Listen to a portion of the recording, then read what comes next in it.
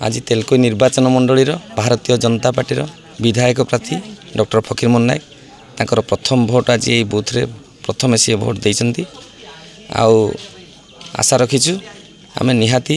ये इलेक्शन रे जितबू एवं डबल इंजिन सरकार करूँ लोकों को वार्ता दि जाऊँगी देवी प्लस आगुरी भी दि जाइए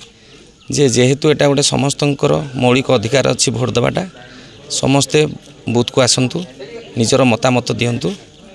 एवं समस्त को गणतंत्र रे भाग नहीं सचोट उपाय रे निज निजर प्रार्थी को बाछंतु निज निजर दल को बाछंतु